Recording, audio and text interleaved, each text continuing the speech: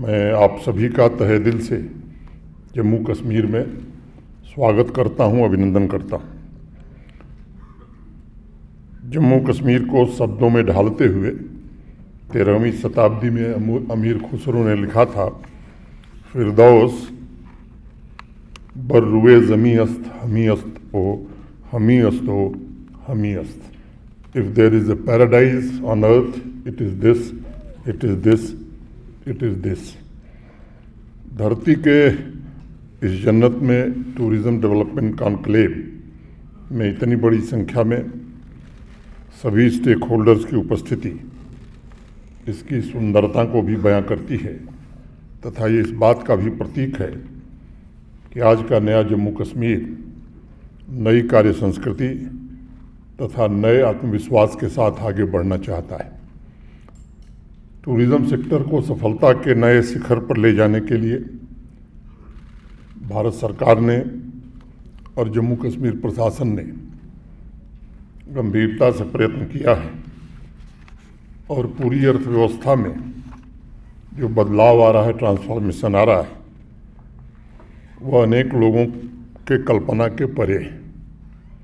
मेरे अपने ऑफिस में जो मेरे साथ प्रिंसिपल सेक्रेटरी के नाते काम कर रहे हैं, वो 2018 में यहाँ से भारत सरकार चले गए थे। पिछले साल जब वो आए तो 2-3 अवसर पर उन्होंने कहा कि साहब मैं तो समझ नहीं पा रहा हूँ कि यही जम्मू कश्मीर है। ये जो कुछ हुआ है, विकास और शांति का बड़ा ऐसा संबंध है, शांति रहेगी तभी विकास होगा। ये जो कॉन्फ्लिक्ट प्रॉफिटियर्स रहे हैं यहाँ के लोगों को, उन्हें पहचानना होगा और अगर उनको आप नहीं पहचानेंगे तो फिर वो स्थिति आते यहाँ देर नहीं लगेगी। अमिताभ कांत जी ने बहुत अच्छी बातें कही। अब उसको कल कह दीजिए कि लिटरिंग पर 5,000 जुर्माना, तो ऐसे बयान यहाँ आने शुरू हो जाएंगे कि जिसकी कल्पना आप नहीं कर सकते हैं।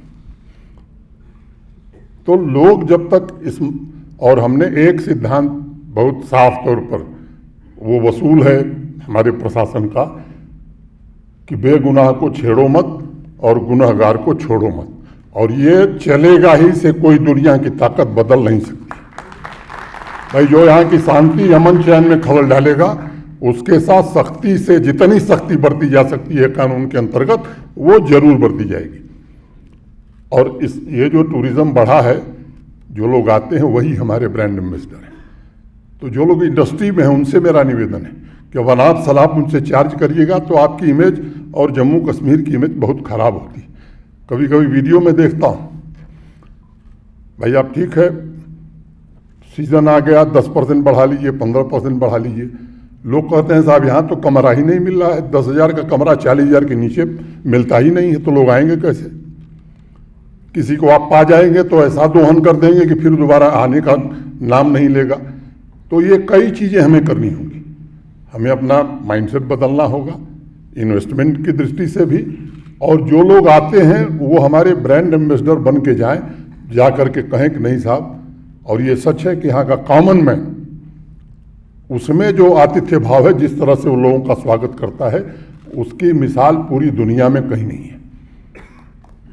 यहाँ का जनरल कॉमन कश्मीरी जो है, उसके खून में स्वागत का जो भाव है, मैं समझता हूँ वो देश दुनिया में कहीं नहीं मिलेगा। और ठीक कहा कि पोटेंशियल अनंत है, असीमित है। कन्वेंशन यहाँ भी दुनिया भर के हों, एक यहाँ टट्टू ग्राउंड है, यहाँ के लोग जानते हैं, वो 50 साल से आर्मी के पास था, 60 साल से। बड़ा प्रयत्न करके उसे अब जम्मू कश्मीर प्रशासन ने ले लिया है और उस पर काम हो रहा है। मैं ये कह सकता हूँ कि आज नहीं 4 साल बाद डावोस से ज़्यादा संख्या में लोग श्रीनगर आएंगे। ऐसा सेंटर टट्टू ग्राउंड में डेवलप होगा। उस दिशा में अभी विस्तार से मैं इसलिए नहीं बता रहा हूँ कि इनिशियल स्टेज है। दुल्लू साहब और उनकी पूरी टीम उस पर काम कर रही है। भारत सरकार का उसमें पूरा सहयोग है। प्राकृतिक सौंदर्य, सांस्कृतिक आध्यात्मिक विरासत दोनों यहाँ की यूनिक है और यूरोपियन देशों के अनेक डेस्टिनेशन से कहीं ज़्यादा बेहतर है यहाँ, मोस्ट फेवरेट डेस्टिनेशन के रूप में उसकी ब्रांडिंग हम नहीं कर पाए। तो पहली ज़रूरत है कि मोस्ट फेवरेट डेस्टिनेशन यही है, इसकी ब्रांडिंग में आप सब चर्चा करने वाले हैं, क्या क्या मेजर्स लिए जा सकते हैं, और टूरिज्म डिपार्टमेंट के जो हमारे अफसर हैं उनसे भी मैं निवेदन करना चाहता हूं और आपको धन्यवाद देना चाहता हूं इस आयोजन के लिए। लेकिन इस आयोजन में जो सुझाव आवें उनको हम समय सीमा के भीतर इम्प्लीमेंट करें, ये आपकी जिम्मेदारी है। इसको ज़मीन पर हम कैसे उतारें, ये बड़ी चुनौती है, और ये माने टूरिज्म डिपार्टमेंट के लोगों से मेरी अपेक्षा होगी कि इस काम को आप अपना कर्तव्य मान करके इस काम में लगिए। निरंतर टूरिज्म डेवलपमेंट की स्ट्रेटजी पर मैंने काम हुआ है, ऐसा मैं नहीं कहूँगा।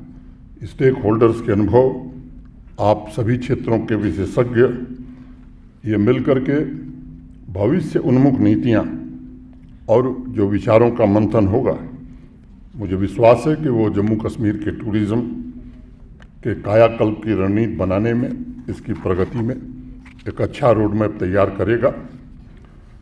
सेक्टर वाइज पैनल डिस्कशन रखा गया है ताकि अलग अलग तरह की चुनौतियों और संभावनाओं के बारे में सभी की out of box thinking, short term long term planning और दुनिया में जो परिवर्तन हो रहे हैं, जो बदलाव हो रहे हैं, उसके अनुरूप रिकमेंडेशंस का रोड मैप निर्मित करने में ये जम्मू कश्मीर टूरिज्म का, हमारे प्रशासन का मार्गदर्शन करेगा। ऐसे अनेक मित्र इस कॉन्क्लेव में हैं। इसी कन्वेंशन सेंटर में पिछले वर्ष मई में आयोजित G20 टूरिज्म वर्किंग ग्रुप की मीटिंग के भी वो हिस्सा थे। मैं समझता हूँ कि G20 की मीटिंग जम्मू कश्मीर के टूरिज्म सेक्टर के लिए एक टर्निंग पॉइंट भी था। अभी यशा ने बताया कि फॉरेन टूरिस्ट की संख्या में कितनी बढ़ोतरी हुई है, और ये ध्यान रखना जरूरी है कि ये जो वर्किंग ग्रुप, ये मेन मीटिंग नहीं थी, ये वर्किंग ग्रुप की मीटिंग थी। टूरिज्म की असली मीटिंग गोवा में थी, लेकिन दुनिया में सबसे ज़्यादा चर्चा श्रीनगर के मीटिंग की हुई, और मैं श्रीनगर और कश्मीर के लोगों का व्यक्तिगत रूप से बहुत आभारी हूँ, जिन्होंने बढ़ चढ़ करके उस आयोजन में, केवल प्रशासन नहीं, यहाँ के आम आवाम ने उस आयोजन को सफल बनाने में पूरा सहयोग किया, पूरी ताकत से सहयोग किया। पिछले 5 वर्षों में भारत के आदरणीय प्रधानमंत्री श्रीमान नरेंद्र मोदी जी के नेतृत्व में ढेर सारे बदलाव हुए, उसमें अनेक का जिक्र हो चुका है। कनेक्टिविटी बेहतर हुई है, road connectivity, rail connectivity, air connectivity, मैं डिटेल में नहीं जाना चाहता हूँ। मोटे तौर पर 1.5 लाख करोड़ से ज़्यादा के हाईवे और टनल के प्रोजेक्ट आज जम्मू कश्मीर में चल रहे हैं। कुछ पूरे हो गए हैं, कुछ पूरे होने वाले हैं, कुछ आने वाले भविष्य में पूरे हो जाएंगे। जब पोलो व्यू मार्केट को पेडेस्ट्रियन मार्केट बनाने का फैसला किया तो कुछ लोग जाके कहे साहब ये तो चौपट हो जाएगा व्यापार। व्यक्तिगत रूप से मैंने वहाँ के लोगों से बात की थी, मैंने कहा कि आपका व्यापार बढ़ने वाला है। समझाने के बाद बेचारे भले लोग हैं, मान गए। और परसों मेरे पास कुछ लोग आए थे, उन्होंने कहा साहब ये पेडेस्ट्रियन मार्केट जब से बनी है उसके पहले से 3 गुना सेल हमारी हो गई। तो मैं कहूँ कि अर्बन ट्रांसफॉर्मेशन में भी श्रीनगर और जम्मू कश्मीर प्रशासन ने एक नया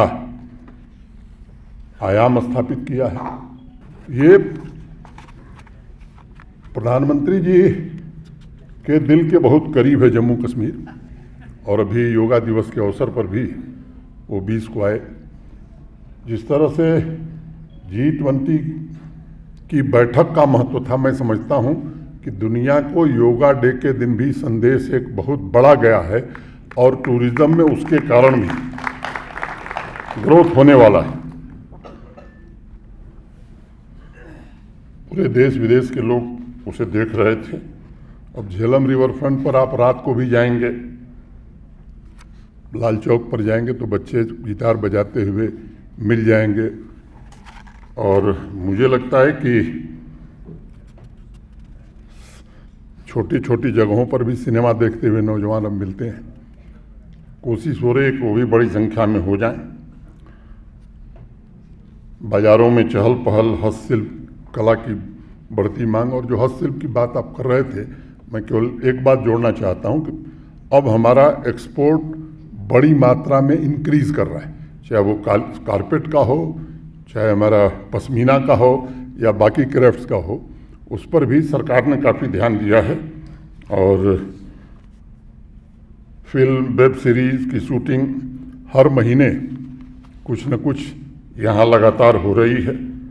नेशनल इंटरनेशनल कॉन्फ्रेंस हो रही है। दुल्लू साहब ने बता दिया, इसलिए मैं दोहराना, एक फार्मूला कार रेसिंग अभी हुई थी यहाँ, उसकी भी बड़ी चर्चा थी। और न्यू ईयर जब मनाया जाता है 31 दिसंबर की रात को, तो जो वीडियो लाल चौक का था, मुझे लगता है कि सबसे ज़्यादा वही वीडियो देश के लोगों ने देखा। तो ये ऐसे बदलाव हैं जो मैं समझता हूँ कि अच्छी दिशा में जा रहे हैं, लेकिन ये शुरुआत है, हमारी मंजिल बहुत दूर है। स्पिरिचुअल टूरिज़्म हो, एडवेंचर टूरिज़्म हो, फेवरेट समर डेस्टिनेशन हो, ऑफ बीट डेस्टिनेशन हो, वाइल्ड लाइफ टूरिज़्म हो, इको टूरिज़्म हो, हेरिटेज टूरिज़्म हो, ये सबकी संभावनाएं हैं। उस दिशा में कुछ पहल हुई है। मैं 2 दिवसीय टूरिज़्म कॉन्क्लेव द्वारा मुख्य रूप से 6 महत्वपूर्ण बिंदुओं पर जो एक्सपर्ट्स यहाँ बैठे हैं, उनसे मेरा निवेदन होगा कि फ्यूचर रोड मैप बनाने में आप मदद करिए। सभी एक्सपर्ट जम्मू कश्मीर के मौजूदा पोटेंशियल, उसके सामर्थ्य से भली भांति परिचित हैं। गुरेज और लोलाब वैली को देश के सबसे बेहतरीन ऑफ बीट डेस्टिनेशन का अवार्ड अभी पिछले दिनों मिला है। गुलमर्ग को बेस्ट एडवेंचर टूरिज़्म डेस्टिनेशन का अवार्ड पिछले साल ही मिला है। 75 heritage, 75 off beat destination develop करने का प्रयत्न जम्मू कश्मीर प्रशासन कर रहा है। इसके अलावा बर्ड वॉचिंग, एग्रो टूरिज़्म में भी संभावनाएं हैं।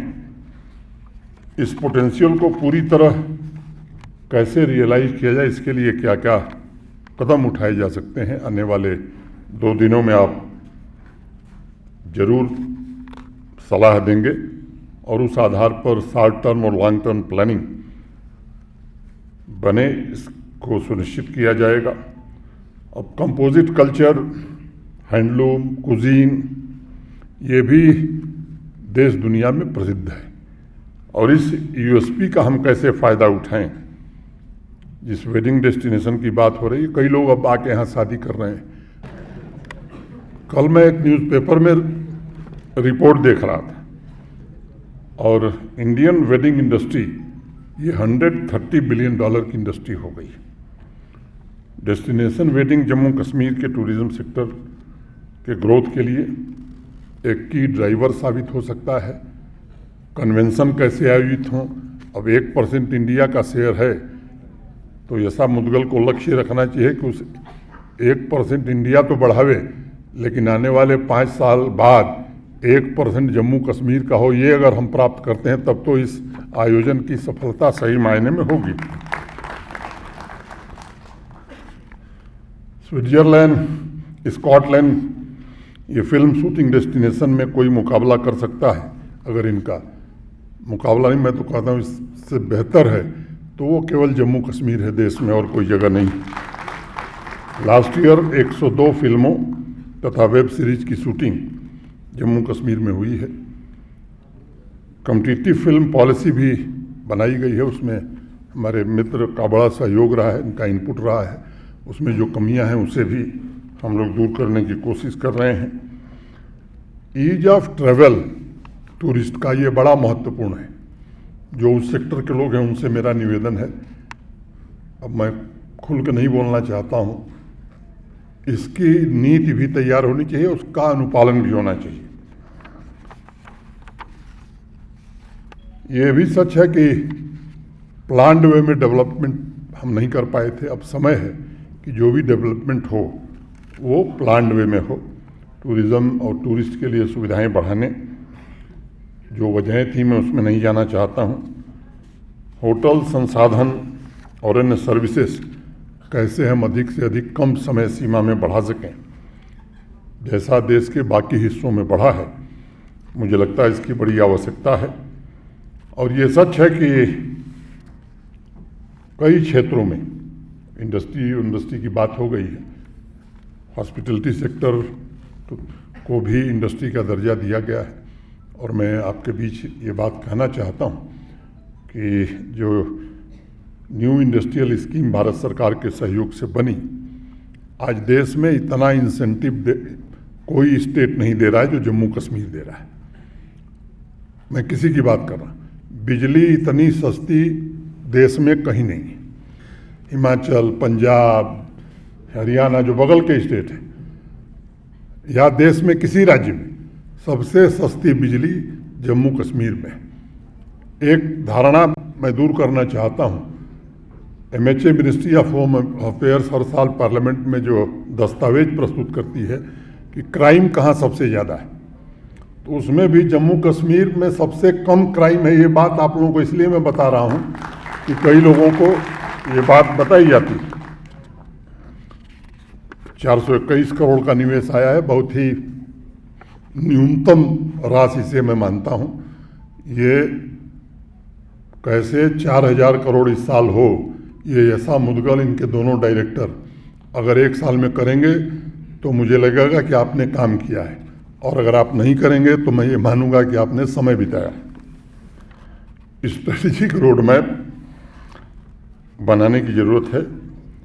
स्मॉल और मीडियम इंटरप्राइजेज भी, केवल मुश्ताक छाया साहब का 200 कमरे का होटल नहीं, बल्कि छोटे लोग भी आवें, नौजवान बच्चे बच्चियाँ आवें, वो अपना काम करें, ताकि यहाँ के सामान्य मानवी का जीवन बदल सके। क्वालिटी और सर्टिफिकेशन का सिस्टम ये हमें ज़रूर लागू करना चाहिए और ईमानदारी से लागू करना चाहिए। मैं उम्मीद करता हूं कि टूरिज्म डिपार्टमेंट इस पर गौर करेगा, ताकि प्रोफेशनल तरीके से सभी स्टेक होल्डर्स आने वाले अतिथियों के लिए अनिवार्य क्वालिटी स्टैंडर्ड मेंटेन करने की जिम्मेदारी उठावें।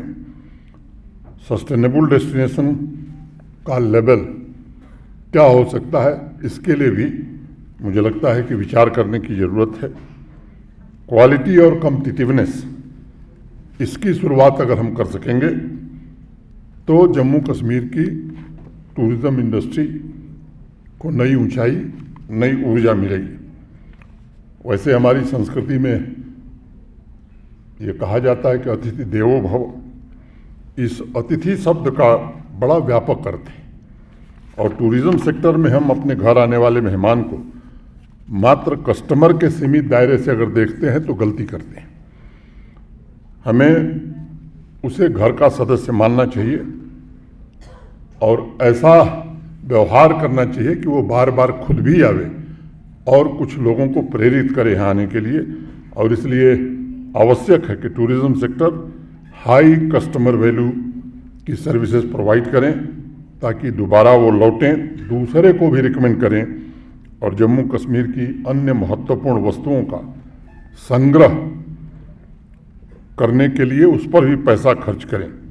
इस दिशा में सभी एक्सपर्ट से राष्ट्रीय तथा अंतर्राष्ट्रीय टारगेट ग्रुप्स को ध्यान में रखते हुए जम्मू कश्मीर को एक कंप्लीट डेस्टिनेशन के रूप में विकसित करने के लिए आपसे मैं सुझावों की अपेक्षा कर रहा हूँ। जो चौथा महत्वपूर्ण बिंदु है वो प्रमोशन से संबंधित है। कॉम्प्रिहेंसिव स्ट्रेटजी की उम्मीद मैं आप सबसे करता हूँ। पिछले 50 वर्षों के ट्रैवल एडवर्टाइजिंग के इतिहास को अगर आप देखेंगे तो आज तमाम मीडिया ऑप्शन की वजह से टारगेट ग्रुप्स तक पहुँचने में बड़ी आसानी हुई है। इस पर भी हमें ध्यान देने की आवश्यकता है। मुझे 80 के दशक का एक किस्सा याद आता है। लोगों के लिए इंग्लैंड और अमेरिका की यात्रा वो जीवन का एक अमूल्य सपना हुआ करता था। एक समय ऐसा आया जब लंबी अवधि के लिए इंग्लैंड में बिजली की बड़ी भारी किल्लत हो गई और आए दिन अखबारों में इस संदर्भ में खबरें छपने लगी। उसका सीधा असर हुआ कि इंग्लैंड जाना लोगों ने बंद कर दिया। वो संख्या बड़ी घट गई और टूरिज़्म पर बड़ा खराब असर हुआ। बुक टिकट लोग कैंसिल करने लगे, होटल की बुकिंग कैंसिल होने लगी। बाद में इंग्लैंड की सरकार ने दुनिया की सबसे बड़ी एडवर्टाइजिंग एजेंसी के द्वारा एक कैंपेन चलाना शुरू किया, जिसकी पंच लाइन थी, Britain is ablaze with lights again. दूसरी पंच लाइन थी, the good times are back. आज यही काम यूट्यूबर, इंस्टाग्राम इन्फ्लुएंसर्स डेस्टिनेशन पर बैठकर बड़े आसानी से कर सकते हैं। ये हमारे यूनिवर्सिटी कॉलेज के जो बच्चे हैं, इनका हम कैसे उपयोग कर सकते हैं, इस पर हमें विचार करने की आवश्यकता है। आज वह किसी भी डेस्टिनेशन की इमेज बिल्डिंग और परसेप्शन क्रिएशन में सबसे बड़े मददगार हो सकते हैं।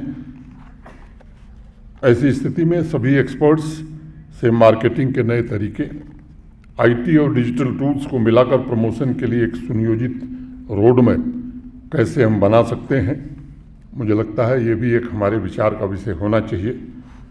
पैनल डिस्कशन में innovative marketing, social media influencers, travel, trade और इंडस्ट्री के साथ स्ट्रेटजिक कोलैबोरेशन पर विशेष चर्चा, और मुझे उम्मीद है कि इसमें जो महत्वपूर्ण सुझाव आएंगे उसको यदि हम लागू करेंगे तो जम्मू कश्मीर के टूरिज़्म को हम ऊंचाई पर ले जा सकेंगे। मैं ये अवश्य कहना चाहूँगा कि टूरिज़्म प्रमोशन की सफलता के लिए आवश्यक है कि हम उस जगह की कौन सी यूनिक क्वालिटी है, उसकी सांस्कृतिक विशेषताएं क्या हैं, उसे हम कैसे हाईलाइट कर सकते हैं। और अगर विज्ञापन या एडवर्टाइजिंग की भाषा में हम कहें तो हम किस प्रकार ब्रांड पोजीशनिंग उसकी कर सकते हैं। ख्वाजा और मीर दर्द का एक शेर है, मैं 2 लाइन कह के ख़त्म करूँगा। सैर कर दुनिया के गाफिल, जिंदगानी फिर कहाँ, जिंदगी अगर कुछ रही तो ये जवानी फिर कहाँ।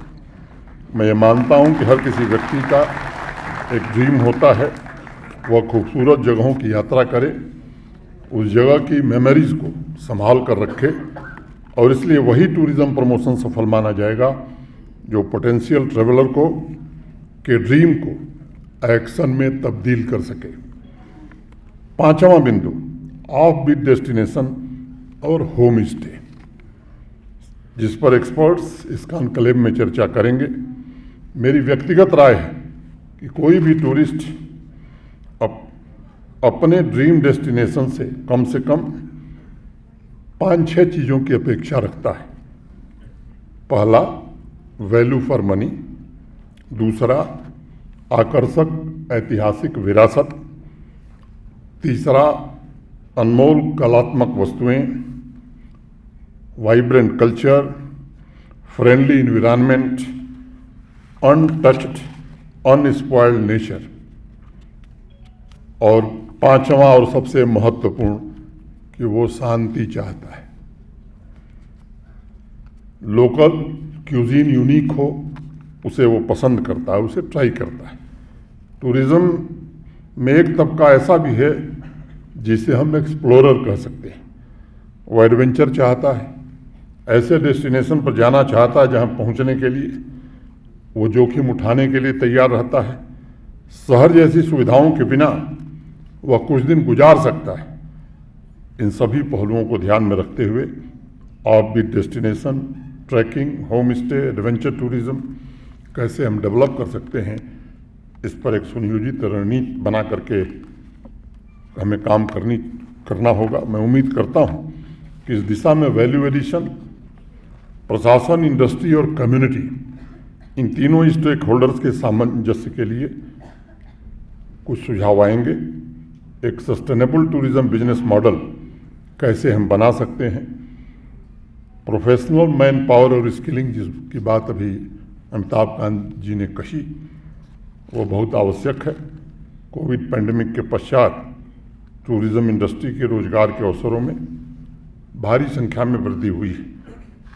पहले की तुलना में एक बड़ा परिवर्तन आया है। अब यह इंडस्ट्री स्किल्ड मैन पावर पर ज़्यादा फोकस कर रही है। अगर पुराने और अनुभव से सीखे हुए ट्रेंड स्टाफ को छोड़ दिया जाए तो सभी डिसिप्लिन में नए स्टाफ आ रहे हैं और उनसे उम्मीद की जाती है कि वो स्किल्ड होंगे। इस पहलू पर हमें गंभीरता से विचार करके इसकी योजना हमें बनानी होगी और योजना बना के उस अनुसार काम करना होगा। इन 6 बिंदुओं पर मैं सभी एक्सपर्ट से अनुरोध करूंगा कि वो अपनी राय दें। प्रशासन के अपने सहयोगियों से ये अनुरोध करूंगा कि रोड मैप बनने के बाद वो एग्जीक्यूट हम कर पाते हैं कि नहीं, ये दायित्व हमारा होगा। इस कॉन्क्लेव में चर्चा से निकले बेहतर सॉल्यूशंस हमारे सामने आएंगे। Wedding, conference, meeting, adventure, eco tourism में जम्मू कश्मीर को उसका वाजिब स्थान दिलाना, ये हम सबकी जिम्मेदारी है। मैं इस कॉन्क्लेव की सफलता की कामना करता हूँ। आज यहाँ उपस्थित विशेष रूप से जो मेहमान हैं, अतिथि हैं और एक्सपर्ट्स हैं, उनके प्रति हृदय से आभार व्यक्त करता हूँ और अनुरोध करता हूँ कि आप जम्मू कश्मीर के लिए जो योजना बनाएंगे, ये मान के चलिए कि केवल ये जम्मू कश्मीर का नहीं बल्कि भारत का बहुत बड़ा परोपकार आप करने वाले हैं और देश जो विकसित भारत बनना चाहता है उस यात्रा में आप भागीदार बनेंगे। बहुत बहुत धन्यवाद। नमस्कार। जय हिंद।